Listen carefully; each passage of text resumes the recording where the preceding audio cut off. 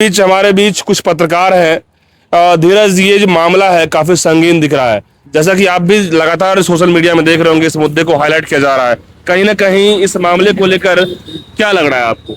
इस मामले को लेकर यही लग रहा है कि अब हमारे बिहार में बेटी बहन सुरक्षित नहीं है। आपने इससे पहले नीट मामला देखा, हॉस्पिटलों में लड़की के साथ हो रहा है, हॉस्टल में हो रहा है, होटल में भी अब हो जा रहा है। तो मैंने हमारे देश की बहन बेटियां कहाँ जाए, बिहार की बेटियां कहाँ जाए? कहीं नहीं सुरक्षित। अब बताइए कि यहाँ पे अपने बाप के साथ बेटी सुरक्षित नहीं है तो किसके साथ रहेगी? अब जिस होटल के अंदर में कोई बाप बेटी पॉलिटेक्निक एग्जाम देने के पर्पज से आती है कि हम यहाँ रुकेंगे, गेस्ट हाउस है, लेकिन इस गेस्ट हाउस के अंदर में कई सारी सेंसिटिव चीजें मिलती है। बताइए कि यौनवर्धक दवाएं मिलती है, शराब की बोतलें खुली हुई मिल रही है। तो ये होटल में हो क्या रहा है? जहां पे शराब को बंद करने की बात होती है, वो शराब खुला मिल रहा है। तो ये होटल का मतलब क्या है? तो वही तो अब सम्राट चौधरी का सरकार है और बिहार में शराब बंद है, तो आखिर होटल में शराब कहाँ से आ रहा है? और बड़ी सवाल ये उठता है कि वो जो बाप और बेटी थी, तुम्हारा वेरीफाइड काउंटर रिसेप्शन पे होता है, तुम उस समय जांच करता है कि गर्लफ्रेंड है कि कौन है कि क्या है कि किसको लेके होटल में आया है।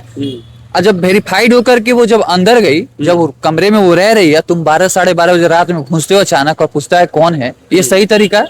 तो ये मनसा वहां पर रिसेप्शनिस्ट नहीं था, या था तो सोया हुआ था और रिसेप्शन में कोई नहीं था? क्या सीसीटीवी फुटेज में आना चाहिए? पीड़ित का तो बयान है ना भाई कि वहाँ पे हम काउंटर पे 1000 रुपया जमा किया है, सारा कुछ वेरीफाइड होके उसके बाद कमरा दिया गया है। उसके बाद भी यानी कि कहीं ना कहीं गलत मनसा था उस बेटी के साथ करने का। यदि उनके पिता का नींद नहीं टूटता तो उस लड़की के साथ क्या होता, कोई कल्पना भी नहीं किया होता। सवाल तो ये है ना कि आज ठीक है वो उनके पिता थे, लड़की थी, इस होटल में रुकने आए, लेकिन सवाल तो अब ये उठ रहा है कि यदि इस तरीके से सिरफरे कोई शराबी रात के 12:48 में घुसता है, देखता है कि वो पहले से ही घात लगाए बैठता है कि अगर कोई बाप बेटी जा रहा है तो ये समझता होगा कि कोई लड़की को लेके जा रहा है, राइट?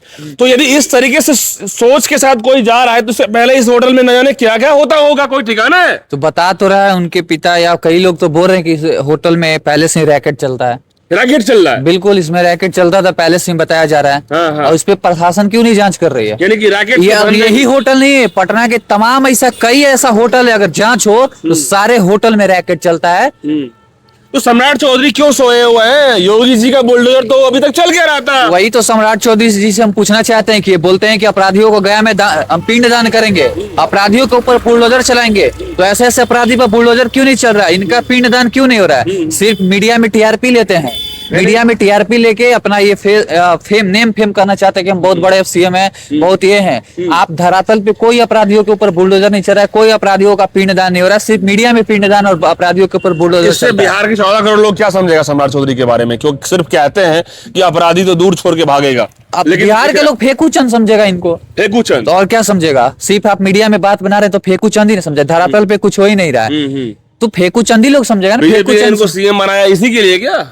अब भाजपा के क्या है, वो राजनीतिक बात है, सीएम क्यों बनाया क्यों नहीं बनाया, लेकिन हमारा सवाल ये है मुख्यमंत्री जी से कि हमारी देश की बेटियां आखिर सुरक्षित क्यों नहीं है? हमारे नेता विधायक मंत्री की बेटी सुरक्षित है और आम आदमी की बेटी क्यों नहीं सुरक्षित है? क्या वो आम आदमी है इसलिए, और आपका बेटा बेटी जो है नेता है, विधायक है, सांसद है, इसलिए आपके घर के बच्चे सुरक्षित और आम आदमी के बच्चे सुरक्षित नहीं है? क्या धीरज ये बताइए कि सिर्फ एक क्राइम सीन का फीता लगा देने से क्या यहाँ पे मामला हल होगा? क्राइम तो है ही, ये एक जघन्य अपराध भी है। किसी बेटी के साथ ऐसे करना ये क्राइम है, ऊपर से जघन्य अपराध भी है ये। और इस पे बड़ी कार्रवाई होना चाहिए, ना कि अपराध करके जेल भेजने से कुछ नहीं, उस पे कड़ी एक्ट लगना चाहिए ताकि अपराधियों को कभी ऐसे कल्पना नहीं करे। कल्पना नहीं होनी चाहिए, बिल्कुल।